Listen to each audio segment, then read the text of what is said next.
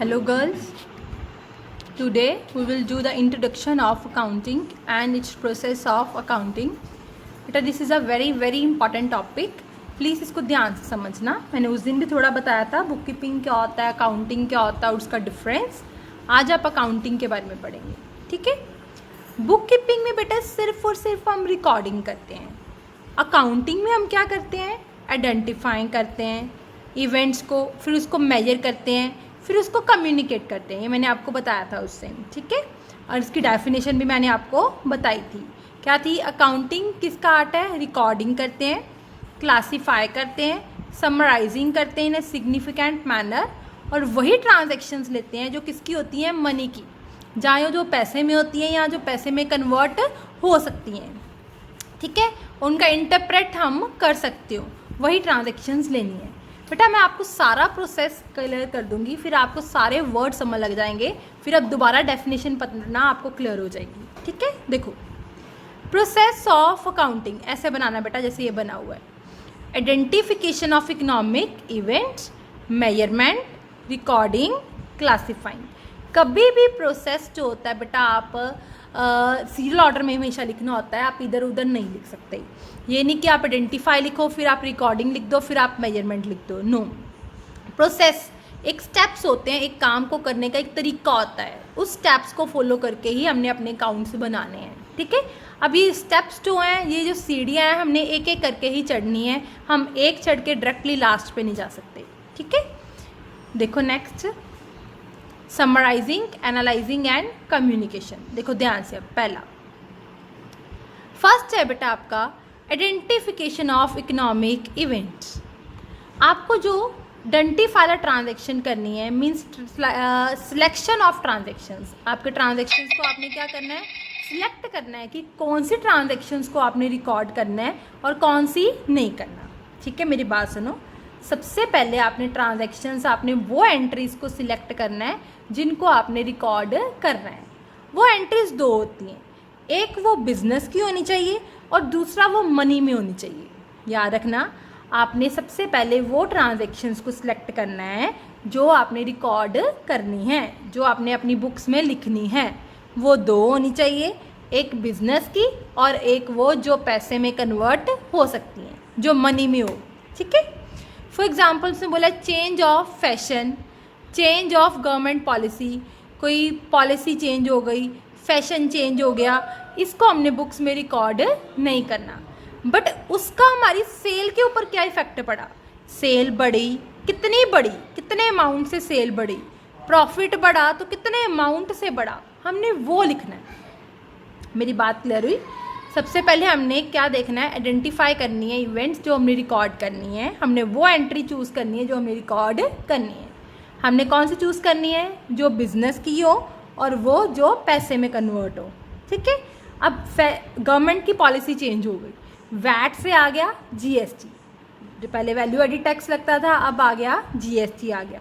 Policy change हो गई. हमने ये नहीं लिखना अपनी बुक में कि हमारी पॉलिसी चेंज हुई है. हमने ये लिखना है कि इस पॉलिसी की चेंज होने से अगर हमारे प्रॉफिट्स बढ़े हैं. हमने ये भी नहीं लिखना कि हमारे प्रॉफिट्स इंक्रीज़ हुए हैं. हमने ये लिखना है कि हमारे प्रॉफिट्स 50,000 से इंक्रीज़ हुए हैं.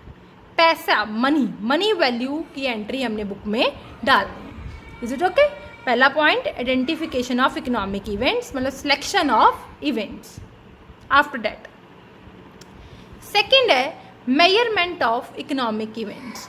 मेजरमेंट ऑफ इकोनॉमिक इवेंट्स मतलब होता है बेटा कि वो मेजर हो सकती हो, वो पैसे में उनकी मेजरमेंट हो सकती हो. कोई भी पैसा हो, चाहे वो रुपीस हो, चाहे वो हमारी फॉरेन करेंसी हो, पाउंड्स हो, डॉलर्स हो, यूरो हो, किसी में भी वो रिकॉर्ड कर सकते हैं, वो कन्वर्ट हो सकती है, ठीक है. सपोज मैं आपको एक एग्जांपल देती हूँ. मैंने एक पर्सन है राम, उसको अपॉइंट किया अपने ऑफिस में, ठीक है. Appointed Ram as sales manager. इसको मैं रिकॉर्ड नहीं करूँगी. क्यों? क्योंकि ये पैसे में नहीं है. मैं ये लिखूँगी, I decided the salary to Ram to pay ₹10,000. मैंने सैलरी कितनी राम को देनी है, 10,000 डिसाइड किया है, पे तो नहीं की, तो मैं ये भी रिकॉर्ड नहीं करूँगी. फिर जब मैं उसको सैलरी 10,000 पे करूँगी फिर मैं उसको रिकॉर्ड करूँगी, क्योंकि ये वैल्यू, ये चीज़ जो है मेरे पास से पैसे में गई है, पैसा चला गया ना अब मेरे पास से 10,000, इसको मैं रिकॉर्ड करूँगी। Is it okay? पहले मैंने सिर्फ सिलेक्शन करनी है कि कौन सी एंट्री मैंने डालनी है, वो एंट्री जो बिजनेस की हो और वो एंट्री जो पैसे में कन्वर्ट हो, पैसे जिसकी कोई ना कोई वैल्यू हो, ठीक है। दूसरी मैंने वो फिर मेजरमेंट करनी है, क्या वो पैसे में कन्वर्ट हो सकती है, फिर वो एंट्री डालनी है, चाहे वो पैसे में रुपीस में हो, चाहे डॉलर में हो, चाहे यूरोज में हो, चाहे पाउंड्स में। मैंने एग्जांपल बताई, देखो अपॉइंटमेंट और रिमूवल ऑफ स्टाफ कंट्रोल नहीं है सिस्टम में, इसको हम मनी में मेजर नहीं कर सकते। फॉर एग्जांपल किसी की ऑनेस्टी है, कोई क्वालिफिकेशन है, इसको हम मनी में मेजर नहीं कर सकते, इसलिए हम इसको अपनी बुक्स ऑफ अकाउंट्स में रिकॉर्ड नहीं करेंगे। नेक्स्ट है बेटा आपका third step, that is a recording of business transactions. यहाँ से बेटा आपका प्रैक्टिकल शुरू होता है, ये सारी चीज़ें हम प्रैक्टिकल में करेंगे एक एक करके। सबसे पहले हम क्या करेंगे, बिजनेस ट्रांजेक्शन्स की रिकॉर्डिंग। अब आपने सिलेक्ट कर लिए कौन सी ट्रांजेक्शन्स करनी है, वो अलग कर ली, फिर आपने वो ट्रांजेक्शन सिलेक्ट की जिसको आप पैसे में कन्वर्ट कर सकते हो, वो अलग कर ली। अब आपके पास वो सारी एंट्री आ गई हैं ट्रांजेक्शन जो आप पैसे में कन्वर्ट कर सकते हो। अब क्या करोगे उसके बाद, रिकॉर्ड आता है कि आपने डे टू डे ट्रांजेक्शन को अपनी बुक्स में लिखते हो, जो आप दिन में करते हो। आपने दिन में कुछ खरीदा, दिन में बेचा, कोई सैलरी पे की, कोई रेंट पे किया, किसी को डिस्काउंट दिया, किसी से कमीशन ली, जो भी पैसे आपने लिए हैं या दिए हैं बिजनेस में, वो सब आप अपनी बुक्स में डे टू डे लिखते हो by following the all the concepts and conventions. आपको मैंने समझाई हैं सारे कंसेप्ट्स और कन्वेंशंस को फॉलो करके जो भी सारी एंट्रीज हैं आप इसको अपनी बुक्स ऑफ अकाउंट्स में रिकॉर्ड करते हो। हमारी एक बुक है बेटा जिसमें आप ये सब रिकॉर्ड करते हो, जिसको हम बोलते हैं जर्नल, JOURNAL, जर्नल। ये हम एक बहुत इंपॉर्टेंट चैप्टर है अकाउंट्स का, प्रैक्टिकल चैप्टर है, यहाँ से हमारा प्रैक्टिकल शुरू हो जाएगा, ठीक है। याद रखना, after identifying A measurement, recording should be done in chronological order. Chronological order होता है डे टू डे, हर दिन की ट्रांजैक्शन को, जैसे ही खरीदा वैसे ही रिकॉर्ड किया, जैसे ही बेचा वैसे ही रिकॉर्ड किया। And systematic manner, record should be based on gap होता है बेटा जनरली एक्सेप्टेड अकाउंटिंग प्रिंसिपल्स मतलब जो आपको मैंने कंसेप्ट्स एंड कन्वेंशंस करवाए हैं, उसके बेस पर आप सारा डाटा क्या करोगे, रिकॉर्ड करोगे अपनी एक बुक में। उस बुक का नाम क्या है, जर्नल। मैंने पूछना है आपसे, याद रखना क्या नाम है उस बुक का, journal, recording of business transactions. Next है हमारा बेटा, फॉर एग्जाम्पल देखो इन्होंने लिखा,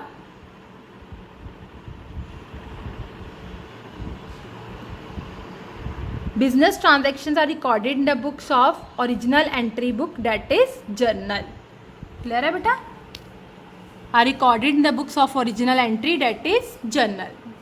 अब आपने रिकॉर्ड कर लिया, उसके बाद नेक्स्ट स्टेप होता है बेटा हमारा classification of business transactions. Classify मतलब बांटना, अलग अलग करना। अब आप अलग कर दो, मैंने पूरे साल की ट्रांजेक्शन्स को लिख दिया, जो दिन में होता है वो लिख दिया। अब एट द एंड मैंने किया परचेजेस सारी अलग कर दी, सेल सारी अलग कर दी, सैलरी सारी पूरे साल की अलग, पूरे साल का रेंट अलग, पूरे साल का डिस्काउंट अलग, पूरे साल में जितना इलेक्ट्रिसिटी बिल पे किया वो अलग, सारी ट्रांजैक्शंस मैंने क्या कर दी, अलग कर दी पूरे साल की, ठीक है। क्लासिफिकेशन मतलब आफ्टर रिकॉर्डिंग सारी ट्रांजैक्शन क्या कर दी आपने, अलग अलग कर दी, on the place at one place, और एक ही जगह पे डाल दिया।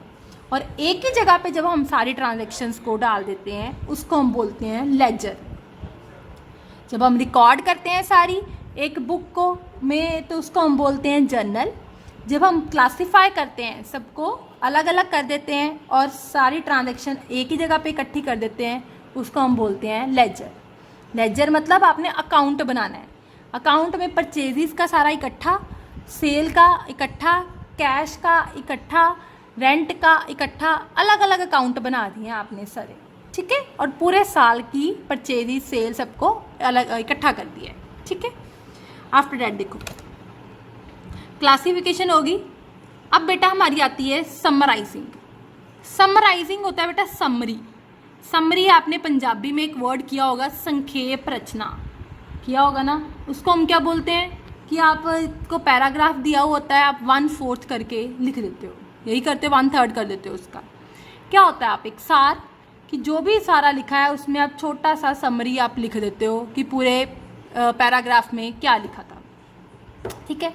वैसे ही बेटा हमारी अकाउंट्स में भी समरी होती है जो कि बनती है हमारी at the end of the year, मतलब साल के लास्ट डे पे, जो यहाँ तो 31 मार्च होता है, यहाँ 31 दिसंबर होता है, 90% 31 मार्च होता है। वो लास्ट डे को हमारी क्या बनती है, सारी समरी, जिससे हमें ये पता चलता है, जो हम ये बताते हैं कि हम बिज़नेस करते क्यों हैं, क्यों कर रहे हैं हम बिज़नेस। ये इतना बड़ा बिज़नेस एम्पायर इकट्ठा किया है, खड़ा किया हो मैंने, क्यों, प्रॉफिट कमाने के लिए। तो मुझे ये तो पता चले मेरे को बिज़नेस में कि मेरे को एंड में प्रॉफिट हुए हैं या लॉस हुए हैं, ठीक है। उसके लिए मैं बनाती हूँ फिर at the end profit and loss account, ठीक है, जिसमें मैं सारी टोटल परचेजेस, टोटल सेल, सब कुछ टोटल डालकर प्रॉफिट निकालती हूँ कि मैं सारे खर्चे माइनस कर कर कि मेरे को लास्ट में प्रॉफिट इतना हुआ है। वो होती बेटा हमारी एक दिन की समरी। वो एक दिन में मैंने पूरे साल का डाटा रिकॉर्ड कर दिया टोटल करके, ठीक है बेटा। वो टोटल कहाँ से आया, लेजर से, जो मैंने अलग अलग किए थे ना, सारे परचेजेस सारी अलग की थी, तो उनका टोटल वो मैं फिर प्रॉफिट एंड लॉस अकाउंट में डालती हूँ, ठीक है। क्लियर हुई बात मेरी। ये हम सारे चैप्टर हैं हमारे प्रैक्टिकल, हम वहाँ करेंगे। क्यों डालते हैं हम ये समरी, क्यों बनाते हैं, ताकि सपोज करो बेटा, मैं आपको बताती हूँ, जस्ट सपोज करो बेटा, समरी मैंने आपको बताया से at the end of the year बनती है। सपोज मैं आपकी कंपनी में पैसा लगाना चाहती हूँ, ठीक है, तो मैं क्या देखूंगी कि आपकी कंपनी घाटे में तो नहीं जा रही, लॉसेस में तो नहीं जा रही, प्रॉफिट में जा रही है, तभी मैं पैसा लगाऊंगी। उसके लिए मैं क्या आपके पूरे साल के रिकॉर्ड देखूंगी कि आप हर दिन में क्या खरीदते हो, क्या बेचते हो। मुझे तो कुछ समझ में नहीं आएगा, 365 का डेज का रिकॉर्ड ना मैं पढ़ पाऊंगी। तो मैं सिर्फ क्या चाहती हूँ, मुझे एक दिन में सारी समरी पता चल जाए। आप क्या देखोगे फिर at the end of the year, देखोगे कि टोटल परचेज इतनी है, सेल इतनी है, खर्चे इतने हैं, इनकम इतनी है, और मेरे को क्या हो रहा है, कंपनी को प्रॉफिट्स हो रहा है। इट मीन्स कंपनी की पोजीशन क्या है, अच्छी है। Is it okay. हम लास्ट में कौन सा अकाउंट बनाते हैं, प्रॉफिट एंड लॉस अकाउंट, और एक बनती है हमारी बैलेंस शीट। ये मैं आपको बताऊंगी जब आगे आएगी बैलेंस शीट, याद रखो। Summarising of financial transactions in such a way that classified data, जो आपने डाटा क्लासीफाई किया है उसको ऐसे प्रेजेंट करो ताकि वो सबको इन्फॉर्मेशन आपकी समझ आ सके। इस प्रोसेस में हम कौन से अकाउंट बनाते हैं, trading account, profit and loss account और बैलेंस शीट, याद रखना। आफ्टर दैट बेटा आप क्या करते हो, अब आपके अकाउंट्स बन गए, तो आपने क्या करना है, एनालाइज और interpret. Analyse just like conclusion. Conclusion means आप बताते हो कि जो मेरे प्रॉफिट्स हुए हैं, सपोज मैंने एनालाइज करना है कि पिछले साल मेरे प्रॉफिट्स 10,000 हुए थे, इस साल मेरे बिजनेस में प्रॉफिट्स 15,000 हुए हैं। तो ये क्या एनालाइज हो रहा है कि मेरे प्रॉफिट्स 5,000 से क्या हुए हैं, इंक्रीज हुए हैं, ठीक है।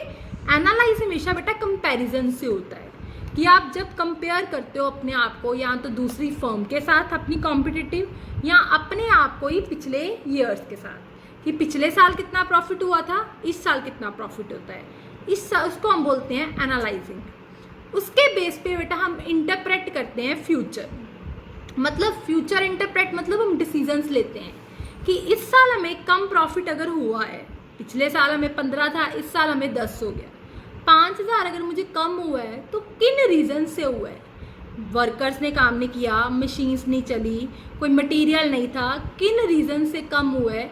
फिर इन रीजंस को हम दूर करते हैं और नेक्स्ट और ईयर में और प्रॉफिट्स कमाने के लिए हम और वर्क हार्ड करते हैं, उसको बोलते हैं इंटरप्रेट।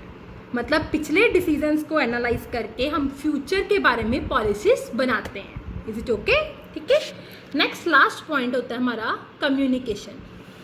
जब सब कुछ हो गया, इंटरप्रेट हो गया, एनालाइज हो गया, सारा रिकॉर्ड बन गया, आपको लास्ट में करना होता है कम्युनिकेट। कम्युनिकेट मतलब सारी जो रेलिवेंट इन्फॉर्मेशन है मैंने आपको बताया था ना फुल डिस्क्लोजर कंसेप्ट, वही होता है इसमें कि जो भी सारी रेलिवेंट इन्फॉर्मेशन है आपको किसको बतानी होती है, अपने सारे यूज़र्स को। वो यूज़र्स कौन होते हैं, क्रेडिटर्स हैं आपके, इन्वेस्टर हैं, शेयर होल्डर हैं, उनको सारी की सारी इन्फॉर्मेशन आपको कम्युनिकेट करनी है। ठीक है बेटा, आई होप ये प्रोसेस आपको क्लियर हो गया हो। एक बार दोबारा देख लेते हैं। अब यहाँ से पढ़ो। पहला क्या था, आइडेंटिफाई, सिलेक्शन, मेजरमेंट, वो ट्रांजैक्शंस जो पैसे में कन्वर्ट हो सकती हैं, सारी ट्रांजैक्शंस को रिकॉर्ड कर देना डे टू डे एक बुक में, जर्नल।